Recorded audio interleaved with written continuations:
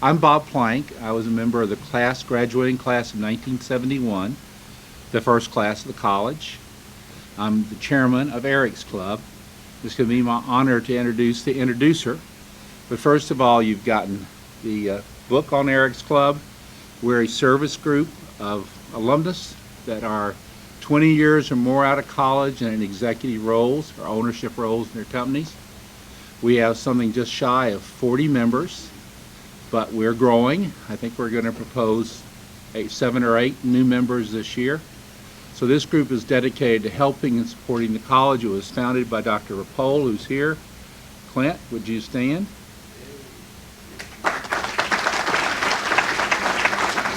And I believe we have about a third of our members here that we're pleased to see. Just if you'd raise your hands if you're a member of Eric's Club. Okay, great. So there is a reception or a mixing and mingling immediately after this morning in the Hall of Honor. And it'll be an opportunity for you to not only meet our distinguished honoree, but also other members of Eric's Club. I'd like to introduce our last winner, Richard Weil, who will introduce our current winner. Richard.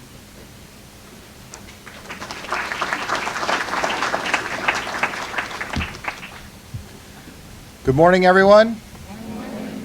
It was 41 years ago this week that I came to U of H as a 17-year-old looking for a place to go to college, and it was amazing that I was just thinking that the temperature and the weather was just perfect, because it's great to get out of back east, because I've been traveling for about 2 weeks chasing all the winter values of the East Coast in Philadelphia, Newark, Chicago, and back to DC this week. And I just got off a plane about an hour and a half ago from DC.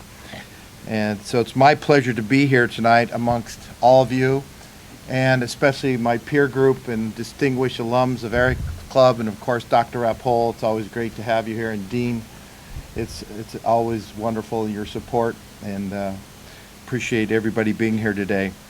From the 70s and 80s, we have very many distinguished alums here tonight, this morning. I got to get my days straight. It's still morning.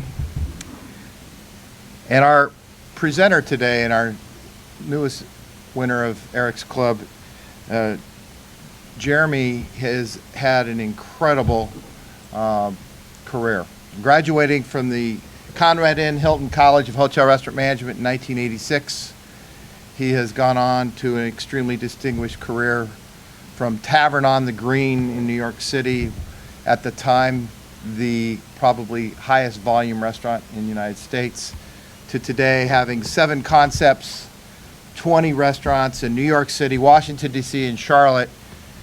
His operations are highly successful, and believe clearly to be that leadership is at the top, and his philosophy and his dedication to his team and his staff that has made him so successful. It is clearly, if you read information about his background, you'll see that he is alike many of the other Eric's Club recipients in the fact that we recognize that we do things through our businesses, but it's community, civic, and family that really rounds us, and it takes a combination of everything to be a part of that. And it's great to see that his wife Paula is here today to be part of this presentation. And without further ado, if you would please welcome Jeremy Wladis, our speaker.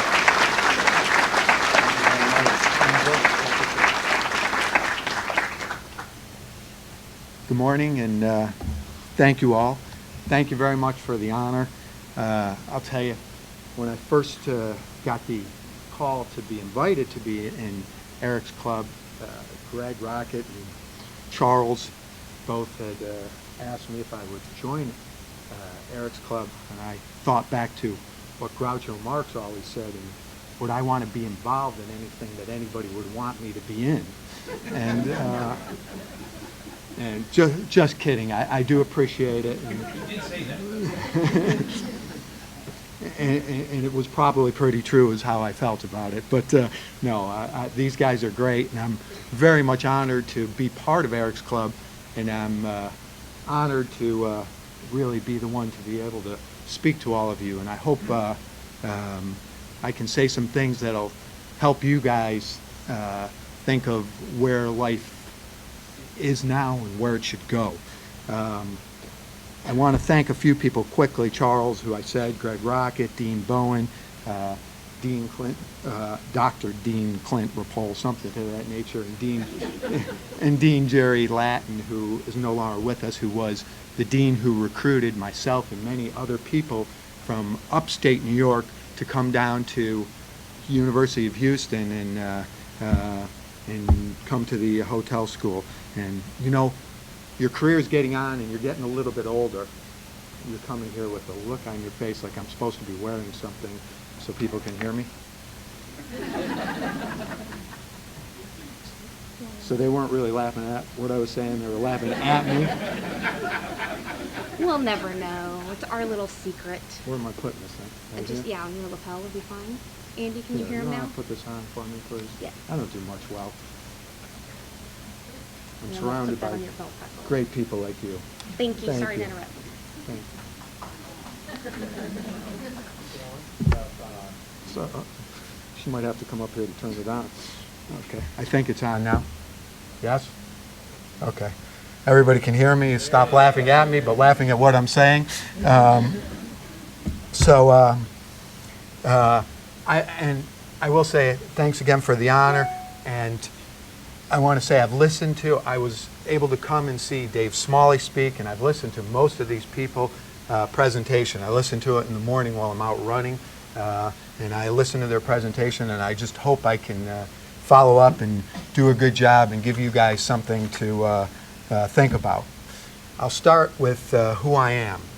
I'm probably the luckiest guy in the world for many reasons. One, I have probably the greatest wife anyone could have, my wife Paula, who's here.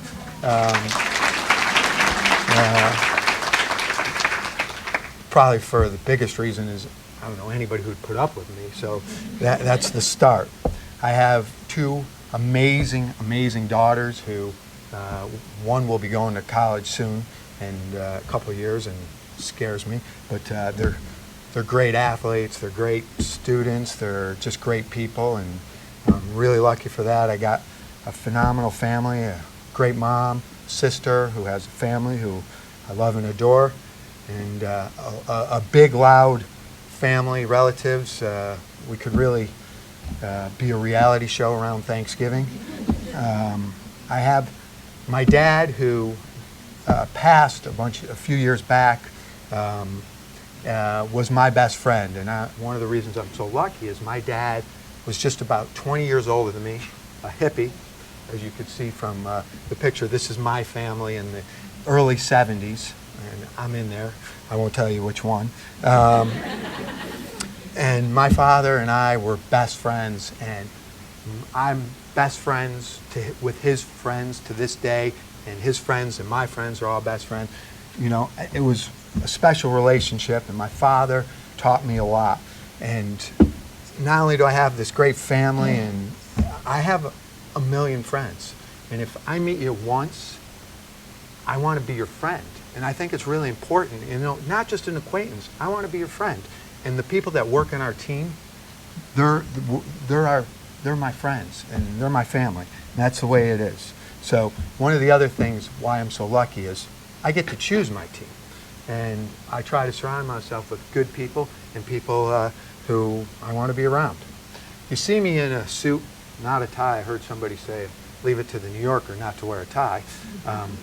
One of my partners said, are you going to wear your shorts? Because I wear shorts about 300 days of the year, walk through my restaurants. People go, who is this guy saying hello to us at our tables? But I wear shorts and I ride a push scooter. I have a push scooter and I ride it around New York City and DC. I am who I am, and that's just the way it's going to be. Obviously, you could tell I'm not really a professional speaker. I'm enjoying this, and I like talking to people, and I hope I get some messages out there. I'll tell you a little bit personally about me. I'm a real family guy, and we really have a lot of fun. We work really hard in my company and my family, but we play really hard. And I think the balance is really important to do both. I coach my kids in soccer, basketball, lacrosse, whatever it is, football. My two girls play a lot of sports, and I think sports are a real important thing. I think there's a balance of what's going on. Yeah. So you are playing with the kids. Yeah. So those are my kids. I exercise a lot. As I said, I run, work out, play ball, and I try to listen to motivational speeches or books on tape, things to that nature, and I think it's really important. I don't have a lot of time to read books, so I listen to a lot of them through audible.com. My family and I, we travel a lot. My wonderful wife trades our little small New York City apartment for exchanges places in Amsterdam, Paris, all over the world, really, Italy, you name it, and it's pretty amazing what a little dinky New York City apartment will trade for. I play, as I said, a lot of sports and watch a lot of sports, and I eat a lot. I know people say, how can this guy? But a lot of nervous energy, if you couldn't tell. They asked me this morning, do you want coffee? I said, probably not a good idea. My wife would probably leave me, and kids wouldn't stick around very long. So you saw the early picture of my hippie family, and I grew up in Syracuse, New York. I don't know if anybody knows much about Syracuse, New York, other than they have a pretty good basketball team, which is in trouble lately. I literally walked uphill in the snow both ways to school because Syracuse is very hilly and it snows 9-10 months of the year. It gets some of the least amount of sun in the United States and some of the most snow in the United States. So anyway, it makes you a little bit tougher, I guess. My parents bused me to a what was at the time a black school, and I got to tell you, I loved it. It was the greatest thing in the world to be with everybody, and that's what Syracuse was about. I had the opportunity to grow up with everybody, every race, color, creed, and everybody's the same, and that's the way it should be in life. And I got to tell you, the University of Houston was the same way, and that was great. This felt like home, and it still does. I'm out running this morning, and I see all kinds of different people, and it just brings a smile to my face, because that's the way the world should be. Excuse me. I still have friends from my elementary school. This is my crew of friends, motley crew, as you could see, and a lot of these guys are pretty darn successful. You can't tell from the looks of this crew, but some of these guys I went to elementary school. I grew up with all of them, and that's who it was. Early on, I worked for my father. He had a little grocery store on Syracuse University campus, and I worked there probably from like 8 or 9 years old. My father fired me about 100 times, and finally I went to work for a restaurant.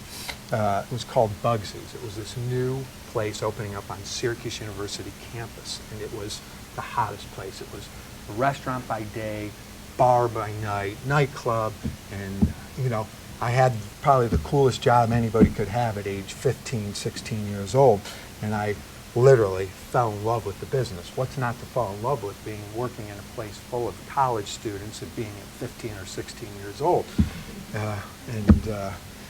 It's probably my father's fault for firing me that I ended up in the restaurant business. And one of the things I did when I was a kid is my father always said, you got to ask for what you want. And one time I told him, I want to be a ball boy. The biggest thing in Syracuse is the basketball team. Was then and still is. He said, so go ask the coach. I said, what? He said, and that was it. He said, go ask the coach. I went and asked the coach, and I became a ball boy for, the coach now is Jim Boeheim. He was an assistant coach, if that gives you any idea of how old I am. He was the assistant coach, and I became a ball boy, and it was probably the coolest job any kid could ever have in Syracuse, New York, and that's one of the reasons I am one of the luckiest people around. All right, from there, as I said, my parents were hippies, so when I was going to look for schools, my parents didn't give me a lot of guidance. They basically said, okay, go look at schools.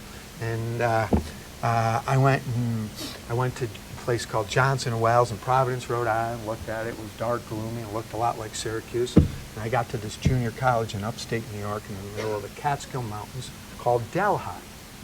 And Delhi is, you know, it's pretty if that's what you're interested in. And wasn't for me, but I got there on the sunny, summery day of the whole school year, unbeknownst to me, and everybody was on the quad, playing frisbee, drinking beers, pretty girls. It was fun, it was exciting. I went to Delhi. So my father, the first time my father ever really, I think, figures out where I'm going to school, he drives me to school. My father goes, holy, I won't use the word, says, you really chose this place? He said, you have two choices. If I'm paying for this college thing, you either get back in the car with me and go home, or you're here and you're going to finish this school. So that was my introduction to Delhi. It was a small, quiet place, a lot different than what I really was about, but it was a great school. It was a great school, great introduction to the hotel, restaurant, educational part of my life, and I met some of the great friends that I still have today, and tell you one little quick funny story about a professor, guy who I admired and liked, but I think he liked his martinis quite a bit also, a guy by the name of Walter Root. And back in those days, it was not the digital era, excuse me. And Walter Root would play these housekeeping videos and show like the Holiday Inn housekeeping videos, and it was a slideshow that matched where the record was. So this guy, it was early one morning, and he starts playing it, and he bumps it, and when they lose their spot, and the guy, I think he still had a little good feeling from the night before, he's flipping the record over and all this stuff. Anyway, I thought it was cute and funny. We all laughed a lot. And Walter Root was a professor who convinced me not to go to UNLV because I'd be a pit boss for the rest of my life, and I didn't think that was probably the smartest move, so I ended up going to University of Houston. I was recruited, as I said, by a guy named Dean Jerry Latin, and he was offering us in-state tuition at that time, which was $4 a credit hour. I didn't mean to make you that jealous. Sorry about that. So, University of Houston, come to this big city. Now we're talking, a little bit different than Delhi. Wow, I've arrived. Big city with a beach, what's better than that? It's warm, great weather, pretty girls, big hair, funny accents. You can drive and drink at the time. I remember the first week in there. I pull up next to this pickup truck. The guy's got a gun rack on the back of his truck, and these three guys are in there drinking Budweisers. I said, holy cow, this is the place. School was in a hotel. I had Jerry Latin, who was really probably my first mentor. I had a lot of crazy good friends. Played a lot of basketball here. There was a playground outside, and there was the downtown Y. Played a lot of ball in the school. Life was good, and oh yeah, it was a good school. So that was part of it too. We did get to school, and I worked at this restaurant. I got this job. I had an uncle who lived here. He was a salesman, so he had a lot of pull in Houston. He got me this job at a restaurant called Vargo's. And Vargo's, these guys will remember, you guys won't remember. Vargo's was on its own lake and had peacocks greet you at your door when you pulled your car up. There were trees growing in the restaurant. If you were going to graduation, to a prom, to a wedding, this was the place. So we got jobs. My buddy, my college roommate, Joe Mayo, little short, funny guy, looked a little bit like Fred Flintstone, Italian, funny guy. So Mayo and I get this job at working there, and it's all professional waiters, and they're not in love with us early on. We became friendly, and they liked us, but the general manager, Hans Meyer, big Austrian, mean guy. Hans doesn't like us. we've been forced upon him. And we don't work lunches because we're like you guys, we're students. And I've been a waiter for a long time over the years and learned the business. And Mayo primarily worked in hotels. And so Hans rides me. And I make mistakes, but after a few weeks, I kind of pass his test, and he goes on, and then he attacks my buddy Joe Mayo. And Vargo's, you carry these giant trays full of mashed potatoes and green beans. It's all fancy service. You service the people at the table, and entree plates like this, and you're carrying them through hallways with an inch on each side, and it's pretty difficult. And Mayo one day drops a tray.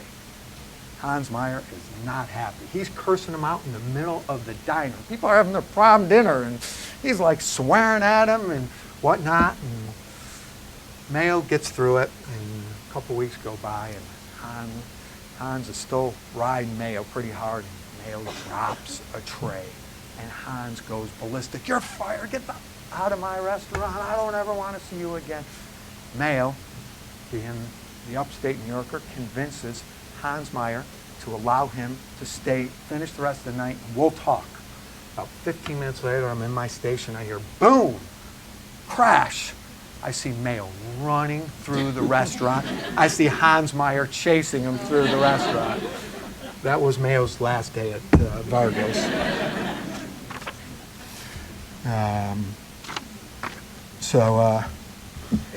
I had a great time at the University of Houston. I really learned a lot. I thought it was a great place, and I probably would have stayed in Houston, but I was here at the real crash of the oil business. I was working downtown at the Four Seasons Hotel, and I had people crying on the bar into my cocktail napkins about they lost everything. They're going to lose their family, they lost their job, they lost everything.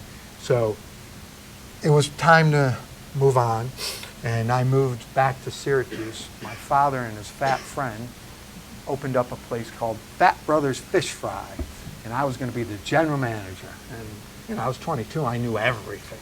And I moved back to Syracuse for about a cup of coffee and said, this is just not working after Houston. And I moved to New York City, where I knew always one day I would move to New York. It was the place.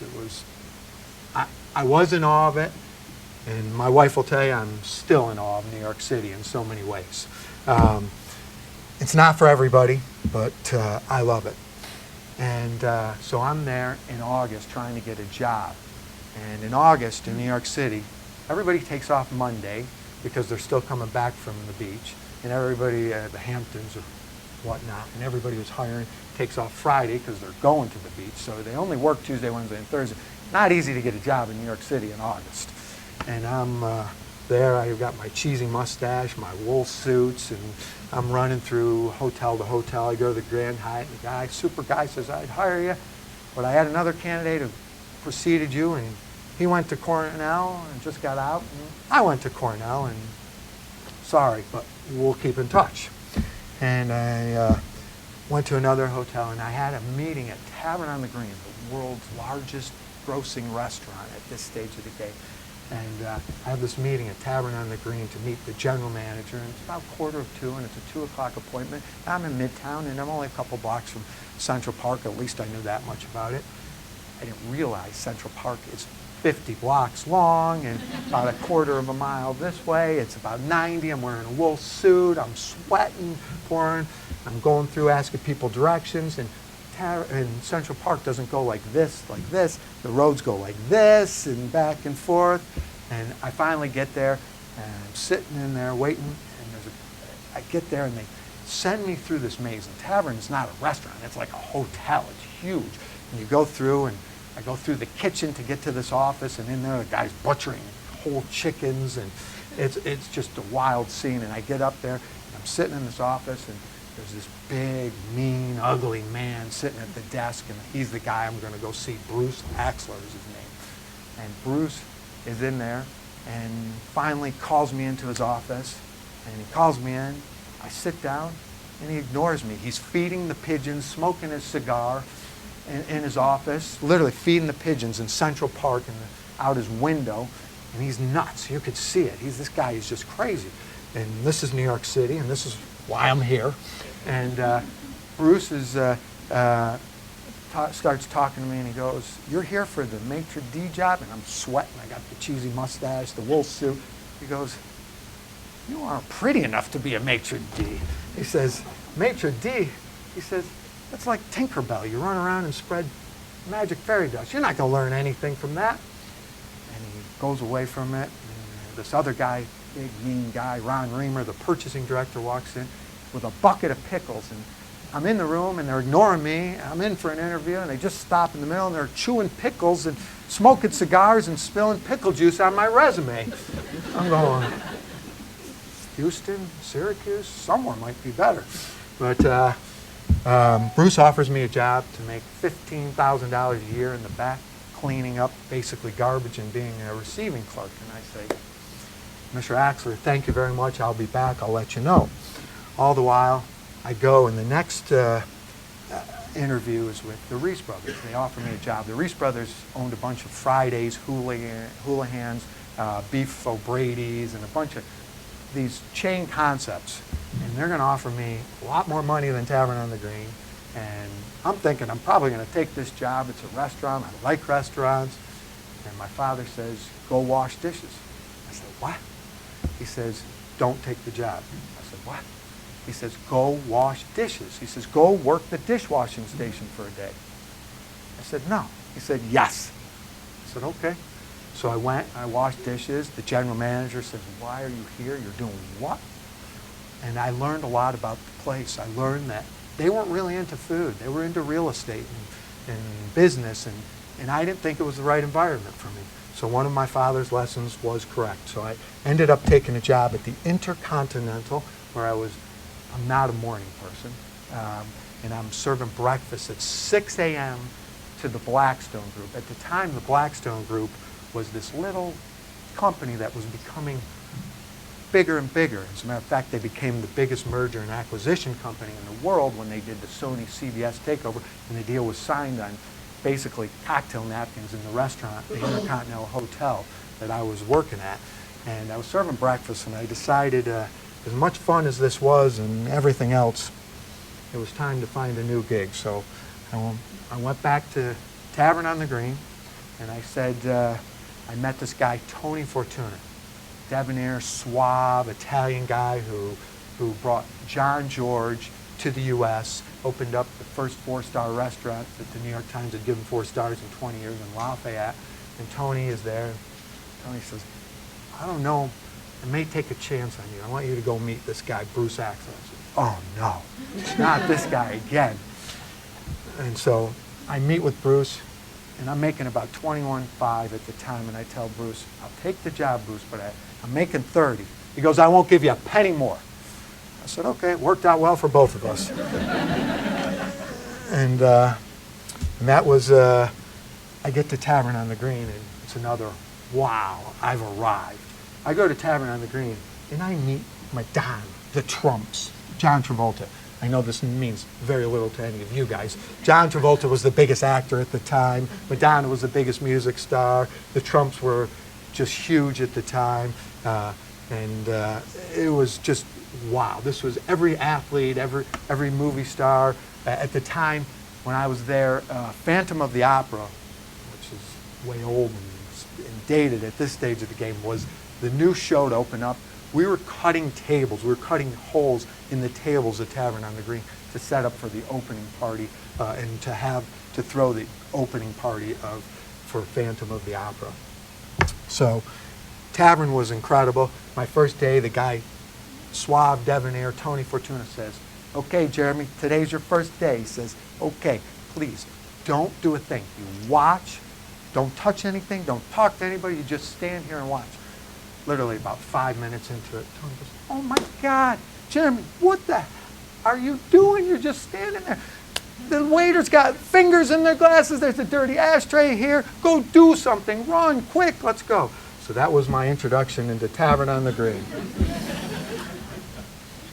Day or two later, I'm in the Crystal Room. The Crystal Room is it's a roundish room like this. It's like a fishbowl. This is the Crystal Room, and it's giant. It's all glass. Now on this side over here is a giant wall, and this is where the maitre d' stand is and everything, and the managers, and there's a guy who's just walking up and down like this, and it's a day where it's like 80, and the guy walks all the way from one end to the other end, and he's got a coat over his arm. And it's like day 2 or 3, and I said, "Excuse me, sir, can I help you?" And the guy says, "Nothing." He ignores me, like I don't exist. The guy does a whole nother lap. And we're, this is, 100 feet, 200 feet, something like that, back. And he comes back, and I said, "Sir, please, can I help you?" I mean, nobody's even wearing coats, and, it's 80 degrees outside. And Tony Fortuna comes up behind me and grabs me and goes, "Oh my God, you're such a hick. You're from Syracuse. You don't know anything. Don't you know what this guy's doing? Don't you know who that guy is sitting over there or surrounded by those people and the guy standing there and there?" I said, "No, Mr. Fortuna, who is that?" He said, "That's John Gotti. And what do you think that guy has underneath his arm?" John Gotti was the biggest mobster in the world at the time, and this guy's got a gun, and I'm trying to harass the guy with the gun. Probably not a smart idea. That's a tip. Don't harass the guy with the gun. I'm working about 7 days a week, literally 12, 14 hours a day, and I'm working 6, but I decided on my 7th day, the team at Tavern on the Green was just amazing. The chef was this guy recruited from France. He was a famous chef in France, George Mazrov, and George was the chef, and I wanted to learn about the communication between the front of the house and the back of the house, and I wanted to learn the food. So I went in and I worked with George Mazrov and spent some time cooking with George. So I was literally there 7 days a week and loving every bit of it. I met 4 people there. Bruce Axler, who became my partner and my mentor. And Bruce was one of the most decorated restaurant people in the world over the years. He took Tavern from a 13, 14 million loser to the 30 million busiest full-service restaurant in the world. Prior to that, he ran Pan Am food services worldwide when Pan Am was the #1 airline, and airlines served food. And he did a bunch of other things. So Bruce became my partner, my mentor. Tony Fortuna, who's still one of my closest friends and one of my mentors, and Tony put the deal together for when Thomas Keller moved to the Time Warner. Tony is one of these mover and shakers who knows everybody everywhere in the food world. Patrick Faub, who is right there, is a 60-year-old mean, nasty Frenchman who was one of my bosses at Tavern, and he is now a guy I've made partner in my company who runs my operations, and George Mazrov. By the way, Patrick, who I guess I'm technically his boss, fired me about 10 times from Tavern on the Green. I never left. This was a pattern in my life. I've been fired many times, so don't think it's a terrible thing. You'll learn lessons from it. But I never left when I was fired. So that was a Tavern on the Green. And after Tavern, Tony Fortuna decided to, I was at Tavern, and Tony left Tavern to go to the Plaza Hotel and work for the Trump Organization. And he asked me to go with him, and I went with him to the Plaza Hotel. And my best Plaza Hotel story is, the Plaza Hotel was the hotel at the time. The Trumps owned it. There was the Oak Room, the Oyster Bar, and just an amazing hotel with restaurants and whatnot. And this was great, just great. And what's the tea room? Palm Court, thank you, which is where I was the manager of. This is what happens when you get older. You have senior moments. And the Palm Court. I was at Tavern on the, or excuse me, at the Plaza Hotel working for Tony Fortuna again, and Tony, about my 37th day in a row, he goes, "Oh my God, Jeremy, you haven't taken a day off in how long?" I said, 37 days, but who's counting? And he says, "Tomorrow you take the day off no matter what. Don't come in, enjoy, sleep late, have a good day." I said, "Tony, I think I need to be here." He goes, "Jeremy, take the day off. Take the day off. I said, okay, thank you, Tony. 10 o'clock, my phone rings. And we didn't have cell phones. There was a phone by my bed. I'm like, hello. Where the hell are you? Are you kidding me? It's 10 o'clock in the morning. I said, Tony, you said, don't give me any excuses. Get your butt up and get to the restaurant. So that was Tony Fortuna. Another funny story is we go to work for the Trumps, and Mrs. Trump has taken this on as her pet project at the time. And so you have to, everybody who works in management has to meet Mrs. Trump. So it goes, we're there for a week or two, and we're all expecting to meet Mrs. Trump. And there's a woman by the name of Lisa Villarini and some other people that came with me. They were maitre d's at Tavern that came over with us to run the food and beverage operation. So Lisa was this ballet dancer in New York City, and she never wore heels. But she wore little heels because Mrs. Trump had a thing that all the women had to wear heels. And she hated heels, but she kept a big pair in her locker. So we get finally the call that we're all going to go line up and get inspected like cattle for Mrs. Trump. We go through security, we stand there, Pat touches us, turn around, the whole thing. Says, Tony, he's okay about me. She's okay, she's very pretty. He's okay. She gets to Lisa Villarini, and Lisa's got her highest pair of heels on. She goes, very pretty, but get her some heels, Tony. And Lisa later has moved on and become Charlie Palmer, the famous chef, Charlie Palmer's wife, and works in his company and has done incredibly well for herself, not wearing heels. After the Plaza Hotel, oh, there's one last quick Tony Fortuna story. I'll tell you quickly. It'll take 2 seconds, sorry. Tony had an office in the plaza up here, and he could see down into the Palm Court where I was working. And, you know, the waiters are dropping forks and bang and making noise. And I'd walk up to him and I said, guys, please, you know, we're in a restaurant. Try to make this quiet and neat. And I'm running around doing all the things Tony Fortuna has taught me. And Tony sees me. He runs downstairs. He runs downstairs and comes up behind me. And he goes, grabs me from behind, and he turns me around and he goes, Jeremy, please, stop. This is in the middle of the dining room. Stop using your hands when you're talking to all these people, please. So that was my Tony Fortuna story. And Charles knows Tony pretty well and knows what a crazy man. Diet of coffee and sugar. Yeah. Tony, you know, it was very hard to find time to eat. We'd all sneak in and grab a plate. Tony would eat like 6 desserts. That would be it all day long. And espresso. And espresso. So after the Plaza Hotel, I decided no more corporate for Jeremy. This was enough corporate. I got fired from the Plaza Hotel. Tony Fortuna got fired for various reasons, none good. And when he left, it became political, and they pushed me out. And I did get fired from another job. So I decided enough with this corporate world, and I was going to start my own business. So I immediately called up Bruce Axler and said, I think I got this idea, and I'm going to go open up a chicken wing restaurant, which was a goal of my life. I grew up in Syracuse. We sold a lot of chicken wings, and I said, one day I'm going to have a chicken wing restaurant. And 25 years ago, the pizza chains weren't selling chicken wings. It was a novelty. It was a rarity to find chicken wings. So I was going to open up my first chicken wing restaurant, and I was playing basketball at the 92nd Street Y with a bunch of guys who were crazy businessmen doing crazy things, and I asked them all for $5,000 each, and they all gave me $5,000, and the Firehouse restaurant was born. I paid them back literally 20 times each for their $5,000 investment. They were very happy with me, needless to say. Firehouse was born, and it was my first restaurant. I worked, and I worked, and I worked. I cooked, I waited, I delivered. I was the manager, and many times I couldn't even cash my own paychecks.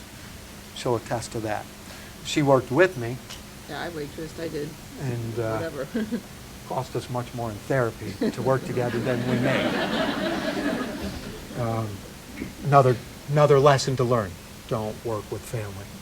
And I say that kiddingly, as I've hired a million friends and family over the years, and some have worked out, some haven't. And I'll do it again, and I'll do it again, and I'll do it again. At Firehouse, I'll tell you a couple funny stories about Firehouse. John Stossel, the 2020 guy, or now he has his own show for a bunch of years, Stossel on Fox. We don't necessarily agree on politics. We're friends, and he plays backgammon every week at Firehouse with his best friend, who thinks a lot like my politics, which are about the exact opposite of Stossel. So we sit there and harass John Stossel. But a lot of celebrities come through Firehouse. It's just this neighborhood chicken wing place, and just a fun, cool little neighborhood dive. And Matt Damon had been going to Firehouse for a year or so, and I had never met Matt Damon or his family. His family had come in, but Matt mostly came in at nighttime. And I'm in there one night watching the NCAA championship. I'm in there with Chris Cuomo at my table, and I got a bunch of my other friends. And we're looking around, and it's mostly guys, women here and there. And there's this one table in the middle on a Monday night during the national championship of like 10 women. And I asked the waitress, I said, Rita, what are those women? Are they really watching the NCAA championship? This is great. She said, you don't know Lucy? I said, no, who's Lucy? That's Lucy Damon. That's Matt's wife. You've never met her, huh? I said, no. She said, they're here for book club. I said, and so she says, you got to meet her. So a couple minutes later, Lucy comes down. And she comes over and says, hey, I'm Lucy. Jeremy, nice to meet you. I'm sure you know Matt. And I said, not thinking. And Matt hangs out at the Firehouse. I said, no, I stopped. And I'm like, oh my God, I just told Matt Damon's wife that I haven't met him, and he hangs out here all the time. She's going to think, what? She starts laughing. She's immediately like, no, don't worry. I know where Matt is all the time. So about a month later, I get this call. I'm coming back from the airport. My bartender says, Matt's here, and he would like to meet you because he doesn't think you exist.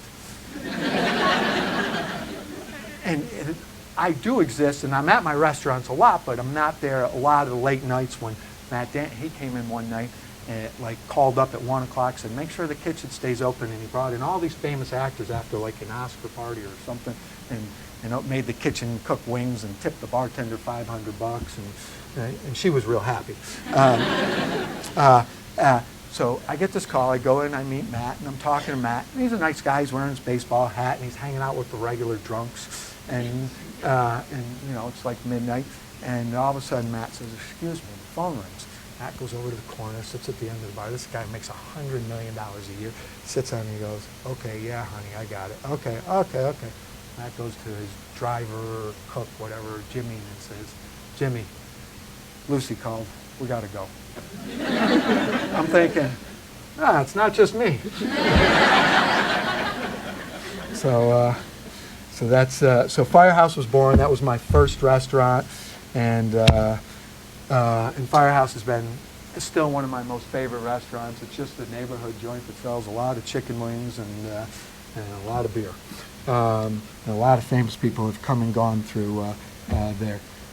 From there, the restaurant next door to the Firehouse came available, and I opened up a place called Il Nostro, which eventually became Nikiamo, which eventually became, after a year, Joe's Fish Shack, which eventually became Avenue. Was there something in between? No. Avenue. This is about a 5-year span, probably. About a 5-year span.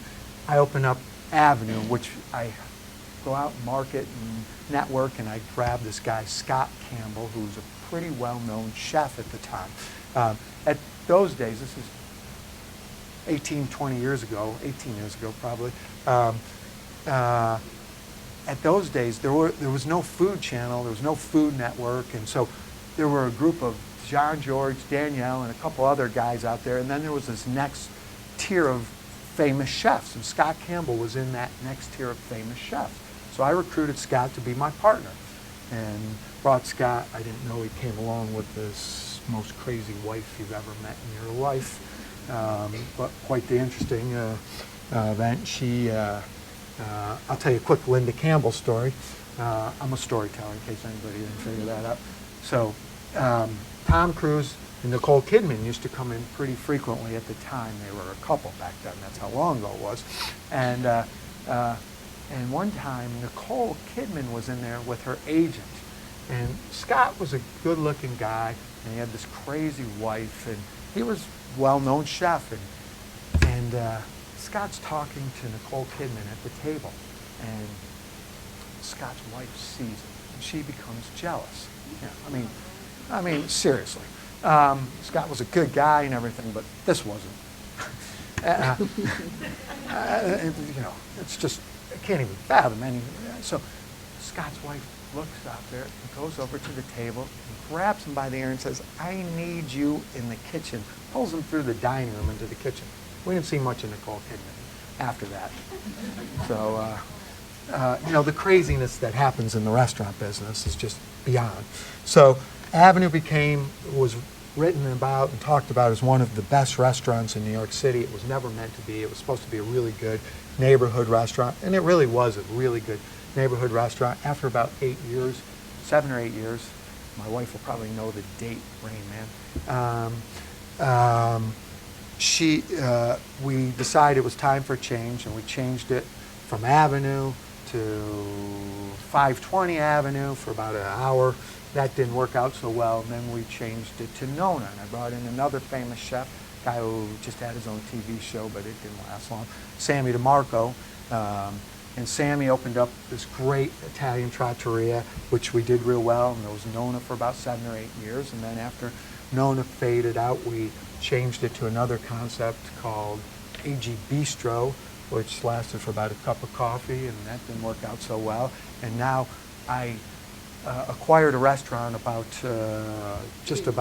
how long? 2 years. 2 years ago, called Good Enough to Eat, and Good Enough to Eat, which is a really comfort restaurant, comfort food in New York City. The lines on Saturday and Sunday are 50, 100 people long. You wait in line for an hour in 14-degree weather or 80, 90-degree. That's not it. 90-degree temperatures. Stick with me, guys. And celebrities come and wait in line in this restaurant. It's a great restaurant. We acquired it. We didn't build it. We didn't create the concept, but it is a fantastic little restaurant, and just busy all the time. Celebrities again. Celebrities even wait in line. I can't believe it. That's Ellie Krieger with your chef. Oh yeah, that's the pastry chef, manager, and Ellie Krieger, who's a famous food person, writer and TV person, and one of the people who eats there a lot is Jerry Seinfeld. And Jerry, most recently, he has his cakes made by our pastry chef, and his most recent cake he had made said, "Happy birthday, Mom." He had a birthday cake made for his mother out of that restaurant. So the lesson there is that try again, keep working it till it makes money. A bunch of years ago, about 17 years ago, give or take, I was in Charlotte, North Carolina, visiting my mom, and it looked like this city needed some restaurants. I was going to open up this full-service restaurant. And really, at that time, it was a barren for restaurants. It's changed a lot but at that time, there was nothing there. I was going to open up this full-service restaurant. Last minute, the deal fell through. I drove by this old gas station. I had a little pizza restaurant in New York City, a little slice joint called Pops, and I saw this old gas station, and that's the gas station, and we named it Fuel. Well, I met this guy. This is in an area called Plaza Midwood in Charlotte, North Carolina, and at the time, it was a pretty scary neighborhood, but it had sidewalks, so it appealed to my New York sense, and I thought we'd do pretty well there. I had met this guy at a Knicks game when the Knicks were relevant, about 100 years ago, and I met this guy, Al Wah, and Al said, "Oh, you're opening up a restaurant, Charlotte? I'll be your first investor." I told him, I called him up, we're building the place, literally my partner and I. He's doing the work, let me get that straight. I'm making the phone calls, I'm not really good with tools. I called this guy, Al Wah. I said, "Will you invest?" We already got a lot of money in this and this and that, and I'm expecting Al Wah, and Al Wah says, "I give you better than money, I give you advice. Pack up here and get out of there as fast as you can. That neighborhood, you'll get killed in." It's probably our most successful restaurant in our company. It's about 1,000 square feet, and it just rocks all the time. Just rocks. Al Wah later on became my biggest investor in some other restaurants, but he didn't invest in that one, and he kicks himself for that. It's a pizza by the slice restaurant, and a lesson to be learned from this is be the first at something. If you're the first, people remember who you are. Nobody remembers who came in second. And I don't mean be the first to always be the best. Obviously, you strive to be the best, but be the first at it. Be the original. Try and do something. You know, there's needs for things, and, you know, if you can fulfill that need, it really works out well. So we opened that one. We have, that one been so successful, we opened up a bunch more in Charlotte. We have 8 of these in Charlotte, North Carolina. We have a couple of them in DC. We've opened up this new concept called Custom Fuel, which is individual pies, that size, they're oval, cooked in about 2 minutes in the oven. You choose your sauce, your dough, your cheese, your toppings. We make a margherita burrata. We bring in burrata cheese from Italy. We make a prosciutto with fig jam and arugula and prosciutto. We do salads. It's just a cool concept. That's Fuel on the left, Fuel right by the Verizon Center in DC. That's Custom at Howard University, and we do our wings at the Fuels also. So that was the start of Fuel. We're in the process of growing the Fuel brand. We're going to franchise it. I'm going to rack his brain a little bit about that. We've got a bunch of things going in the right direction. We're rolling that out, and that's where we're going with the Fuel concept. We have one in New York City. There's a charity list too. Okay, yeah. This is something actually Paul has started. It's a garden program where we take schools, typically underprivileged kids, and we find a garden for them somewhere. We have them come in, learn about fruits and vegetables, which you'd be surprised how little they know. We teach them, they take ownership in this garden. They grow their vegetables and learn how to really own something. And once they get done, then we have a big pizza party, and they come in and they cook vegetables, and they can't believe vegetables taste so good when they're disguised on pizza. But it teaches them to eat vegetables and get nutrition in them. Quick synopsis of our company. We have 19 restaurants today. Could be 18 tomorrow, who knows? Some come, some go. It's the nature of the business. We're opening up a big restaurant outside DC. One of our restaurants called AG Kitchen, which is our famous chef Alex Garcia, big Latin Cuban guy who with a ton of personality, who troubled past. We get along real well. He's been fired. He's yelled at me. I've yelled at him many occasions. He's thrown many things at me while in the kitchen. He has a book out. He had his own TV show. He's a judge on Beat Bobby Flay this season. And Alex and our team, we're going to open up a giant 8,000 square foot place in a suburb of Washington, D.C. called Silver Spring, Maryland. And a couple of my friends here have invested in the venture. We're going to open that up, so that'll bring us to 20 if we don't close any in between. We've opened up a lot of restaurants, built a lot, and we've closed a lot, and we've reconcepted it. You know, you really got to keep going at it. This business it's a tough, crazy business, and you really got to work at it and really want it. You got to have the passion. You got to have the love. Amigos. I don't think we have a slide of Amigos, do you? Can we find the slide of Amigos? Amigos is our Mexican restaurant up by Columbia University. It's a simple taqueria, fun. Alex Garcia is involved in that, and we do real well. It's packed, but the rent is crazy, like astronomical, stupid. And I'm right now in talks with some other famous chefs who are on TV and things to potentially rebrand and refocus that concept and do something else. Even though I love it, it's right by where we live. Yeah, where Campo was. It's been a couple restaurants also. I'm not afraid to make changes and do what I need to do. I'm going to tell you my keys to success and lessons in life, and I'll just quickly run through them. I think you got to have passion and love for your family, for your friends, and for business.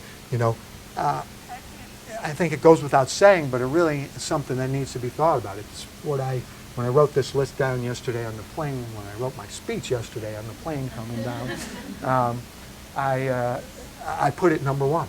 And I really think passion and love for the business and for friends and family is the most important thing in life. And you got to love the action to be in the restaurant business, or to be in a small business, period. You just got to love the action. These guys will all tell you the same exact thing. If you don't love it, get out. You got to have fun and enjoy life and business. You got to work hard and play hard. You know, I live by that motto. Network.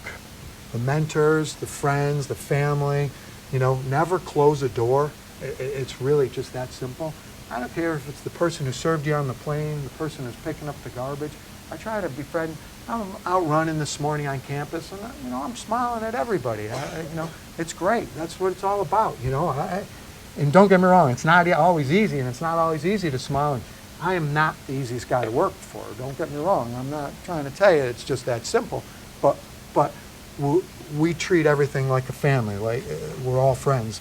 You know, I've talked about my Bruce and Tony's and Patrick's, and I have a Steve Katz who was one of my mentors, and you know, and I talked to Bobby Flay's partner Lawrence Kretschmer from time to time, and Michael Weinstein, who's one of the largest restaurateurs in the country, and Steve Hansen, Marcus Samuelson, and you know, these are the guys that I call and say. And I think you guys have to befriend people and get a mentor or two or three or five, and you know, I bother these people. Some of these people don't have time for me, but they'll take my calls because they know if I don't take it this time, I'll call and I'll call and I'll call. And you know, that's the way it works. You know, we talk about luck. I think you create your own. Don't get me wrong, you need luck, and it can come, but you have to create your own. You got to be at the right place at the right time. If you're not working, you're not trying, you're not talking to people, you're not asking to be the ball boy, you can't become the ball boy. Squeaky wheel gets the grease. I'm a tall, skinny New York Jewish boy, and there's a term called mitzvah, and I love to help others. You know, people call me up and say, I'm going to your restaurant. I went to your restaurant last night. It was great, blah, blah, blah. I said, you're my friend. Call me up. I'll make it special. Oh, no, I don't want to bother. I like to be bothered in that instance. I want to make your meal special. I want you to remember this meal that you had at my restaurant. You probably do anyway, I hope, but to me, it's all about helping people in any which way I can. Talked about earlier, I'm on the board of the Young People's Chorus of New York. We help thousands of kids change their lives. It's really important to me. I think you got to have a purpose in life and a mission. I help out a million schools in New York City, garden program, wellness in the schools. My wife was on the board of, she's on the board of another charity organization, and we really get involved. We donate stuff, we get stuff donated, and I think it's really important to help other people. You know, that's what life's all about. As I said, I'm a pushy New York City Jew. Ask again, and ask again until you get the answer you want. Or embarrass your children. I'm good at that. I'm a superstar. So, that's my dad, and we have I forgot to mention Brad's. Brad's is a restaurant. We have a couple of them, one in Charlotte, one on Columbia University campus. It opened up the day my father died. My father will live on and forever and ever and ever as long as Brad's lives on, but he'll always live on. He'll always be thought of. He was the guy who really made me who I am. You know, culture is a word that a lot of people throw around, and we don't have the best culture. We have a good culture. We don't have the best culture. We don't have the resources or the funds that a lot of these big companies do, but what we do have is the ability to treat everybody like family. Our team is family. And I'll yell at them. They'll yell at me. We'll work together. We'll work it out, but we're always family. You can always come back, knock on my door. I'll lend you money. I'll do a lot of stupid things and help you out any which way I can. Those are my partners, Lincoln and Zach. We were in Las Vegas for a pizza convention. I swear to God, we worked really hard. And that's our team. We went across the country before we developed the custom fuel brand.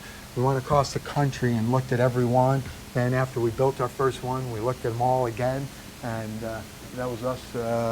We went on a 2-day tour before the Las Vegas Pizza Convention. And we went and ate at 17 restaurants in 2 days. Some of them twice. So, culture, family, and I mean your team is your family, and surrounding yourself with good people. Not always great, but really good. People who care, people who genuinely care and are good people.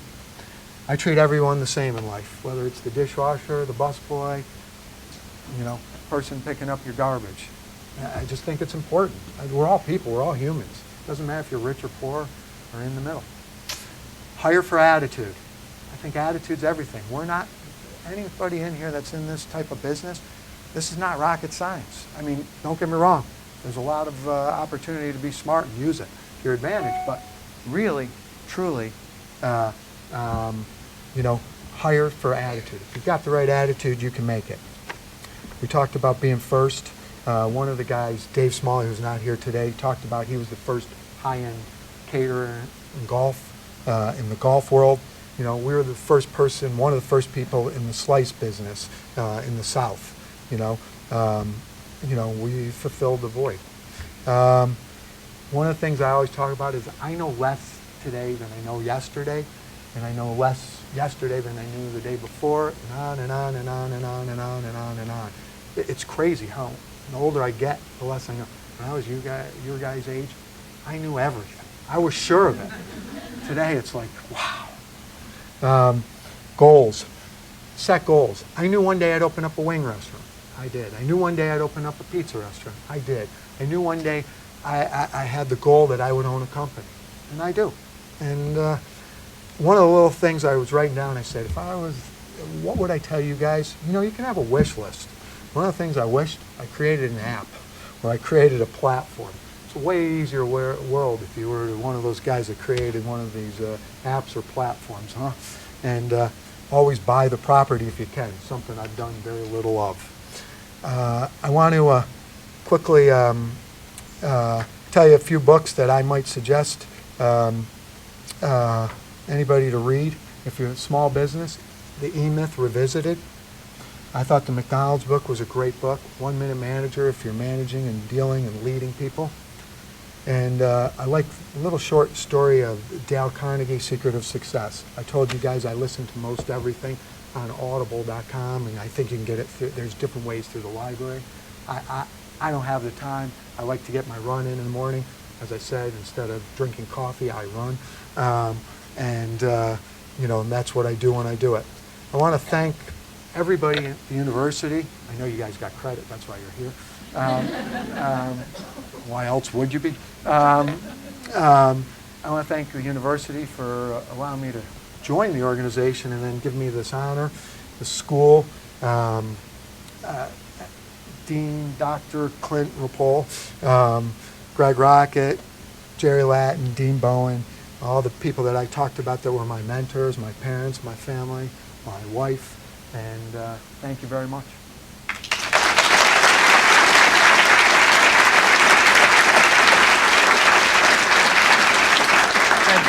Thank you. Great talk. Thank you, Paula. It's clear this is a team. You have a couple of minutes for one or two questions. Did I go long? Shocker. You're I can fine. talk, huh? So we only have time for a couple of questions, and we'll have you moving over. Any questions for Jeremy? One right back here, the lady. Yes, ma'am.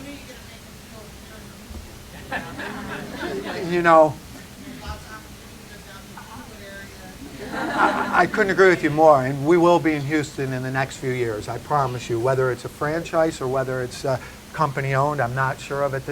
We're strategizing, trying to figure out. But Houston is a market. Dean Bowen and I have spoke about things here. I clearly love Houston. I've always thought it's an opportunity. One more question.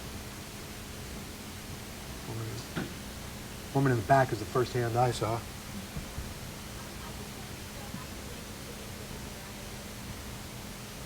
One thing I didn't mention is I have some celebrity investors. I have a couple New York Knicks, ex-Knicks basketball players. Actually, one just died recently, and I had lunch with a few weeks before he died, in Anthony Mason.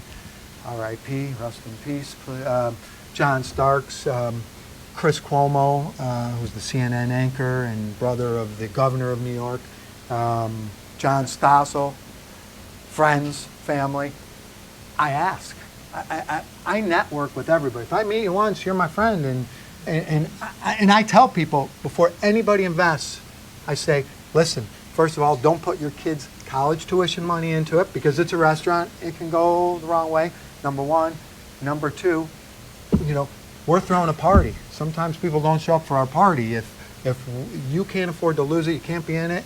And if you're going to like me one little bit less, I don't want you involved if we were to lose your money. So I talk to everybody, and I literally have a million friends. People that I at least consider friends. And when I send out my proposals, I send them out, and whoever's in, and that's the way it goes. And I can usually find it, and I've returned pretty good. I have a pretty good return rate. Not perfect. There's losses. We closed a restaurant not long ago. But in general, we've been pretty successful. Jeremy, we have a presentation for you here. It's a lovely box. It has something in it. It's a plaque thanking you for being the distinguished lecturer today. We hope there's room for that. Thank you very much. And we also have a chair that goes under the plaque in your office. Oh, very good. This fits in my New York City office or apartment. This, on the other hand, it's wonderful, beautiful, and I thank you very much. I'm excited to sit down.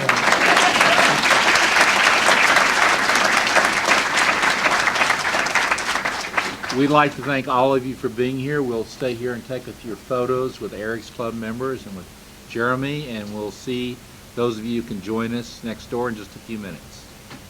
Thank you. Nicely done. Thank you very much.